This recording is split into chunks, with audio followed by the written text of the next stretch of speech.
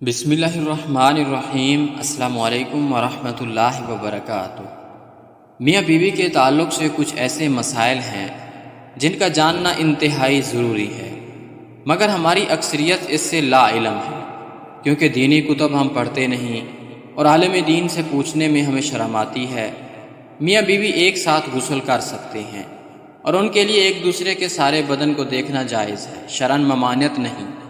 البتہ شرمگاہ کی طرف دیکھنا خلاف ادب اور ناپسندیدہ ہے، جیسا کہ ام المومنین حضرت عائشہ صدیقہ رضی اللہ تعالیٰ عنہ فرماتی ہیں کہ میں اللہ کے رسول صلی اللہ علیہ وآلہ وسلم کے ساتھ ایک ہی برتن سے غسل کیا کرتی تھی۔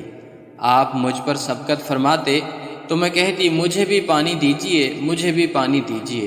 ایک اور روایت میں ہے، وہ فرماتی ہیں کہ نہاتے وقت میرا اور رسول کریم صلی اللہ علیہ وآلہ وسلم کا ہاتھ برتن سے پانی لینے میں آگے پیچھے ہوتا تھا، اور حضرت عائشہ رضی اللہ عنہا فرماتی ہیں کہ نہ تو آپ صلی اللہ علیہ وآلہ وسلم نے کبھی میرے سطر کی طرف دیکھا اور نہ ہی میں نے کبھی آپ صلی اللہ علیہ وآلہ وسلم کے سطر کی طرف دیکھا۔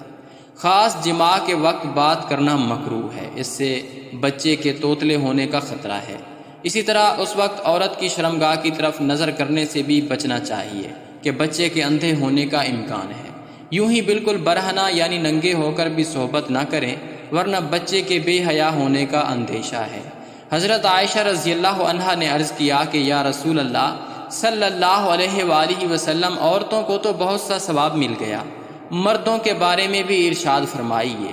یہ سن کر حضور صلی اللہ علیہ وآلہ وسلم مسکرائے اور فرمایا، مرد اپنی عورت کا ہاتھ پکڑ کر مانوس کرتا ہے تو اس کے لیے ایک نیکی لکھی جاتی ہے۔ جو مرد پیار سے اپنی عورت کے گلے میں ہاتھ ڈالتا ہے اس کے حق میں 10 نیکیاں لکھی جاتی ہیں۔ جب وہ عورت سے مباشرت کرتا ہے تو دنیا و ما فیہا سے افضل ہوتا ہے۔ جب غسل کرتا ہے تو بدن کے جس بال پر سے پانی گزرتا ہے اس کے لیے ہر بال کے بدلے میں ایک نیکی لکھی جاتی ہے، اور ایک گناہ معاف ہو جاتا ہے اور ایک درجہ بلند کر دیا جاتا ہے۔ اور غسل کرنے کے عوض میں جو چیز دی جاتی ہے وہ دنیا اور ما فیہا سے بہتر ہوتی ہے، اور بے شک اللہ تبارک و تعالی اس پر فخر کرتا ہے اور فرشتوں سے کہتا ہے کہ میرے بندے کی طرف دیکھو کہ ایسی سرد رات میں غسل جنابت کے لیے اٹھا ہے، اور وہ اس بات پر یقین رکھتا ہے کہ میں اس کا رب ہوں۔ تم اس بات پر گواہ رہو کہ میں نے اس کو بخش دیا۔ بہترین بیوی وہ ہے جو سونے کے کمرے میں اپنے حسن و جمال اور بستر پر خاوند کے ساتھ خوبصورت طور اتوار سے اسے اپنے پیار کے جادو میں جکڑ لے، دوران صحبت اس کے مقصد پر نگاہ رکھے اور غور کرے کہ اس کا خاوند کیا چاہتا ہے، اور پھر اس کی پسند سے بھی بہتر انداز میں اپنے آپ کو اس کے سپرد کر دے، نرم گفتگو کرے اور ان کی رغبتوں اور چاہتوں کو پورا کرتے ہوئے اسے سیر کر دے۔ کبھی بھی اس کے بستر پر جانے سے مت رکے۔ اگر وہ اس کے ساتھ مقاربت کا خواہش مند ہے تو قطعاً نافرمانی نہ کرے، کیونکہ اللہ رب العزت کے ہاں یہ بہت بڑا گناہ ہے۔ جب شوہر بیوی کو اپنا طبی تقاضا پورا کرنے کے لیے بلائے تو بیوی انکار نہ کرے۔ اس سلسلے میں حدیث مبارک میں واضح تعلیمات موجود ہیں۔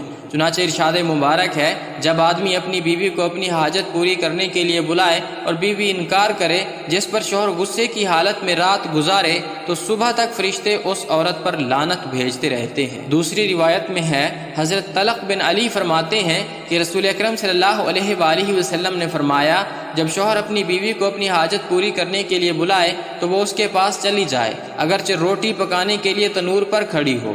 حضرت سیدنا عبداللہ ابن مسعود رضی اللہ تعالی عنہ سے ایک شخص نے عرض کیا کہ میرا جس لڑکی سے نکاح ہوا ہے، میرا گمان ہے کہ کہیں وہ مجھے ناپسند نہ کرے۔ آپ رضی اللہ تعالی عنہ نے فرمایا، محبت اللہ تعالی کی طرف سے ہوتی ہے اور نفرت شیطان کی طرف سے۔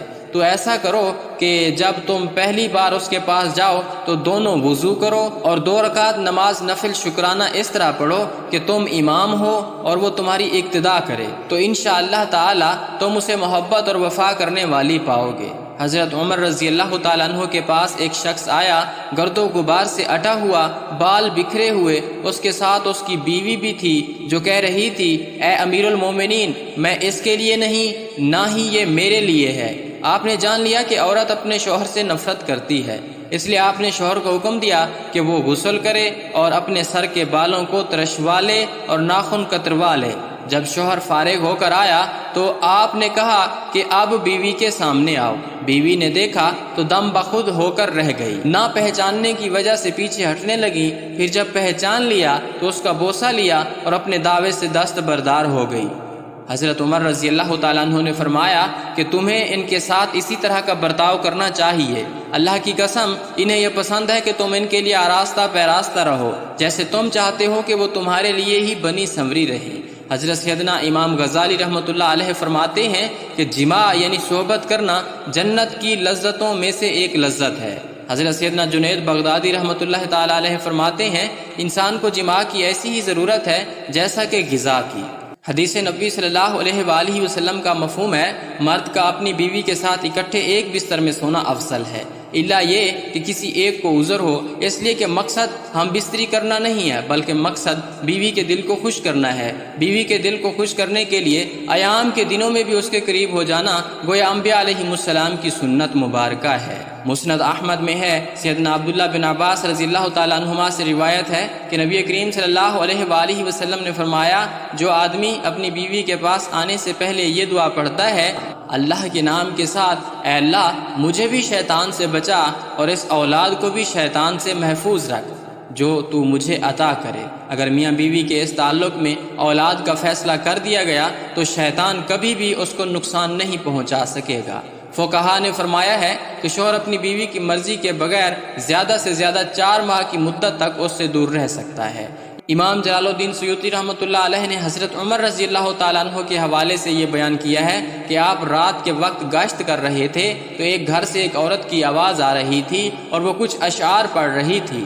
مفہوم یہ تھا کہ اس کا شوہر گھر سے کہیں دور چلا گیا تھا اور وہ اس کے فراق میں غمزدہ تھی۔ سیدنا عمر فاروق رضی اللہ تعالیٰ عنہ گھر آئے اور اپنی زوجہ سے دریافت کیا کہ شادی شدہ عورت شوہر کے بغیر کتنی مدت صبر کر سکتی ہے، تو زوجہ نے جواب دیا کہ 3 سے 4 ماہ۔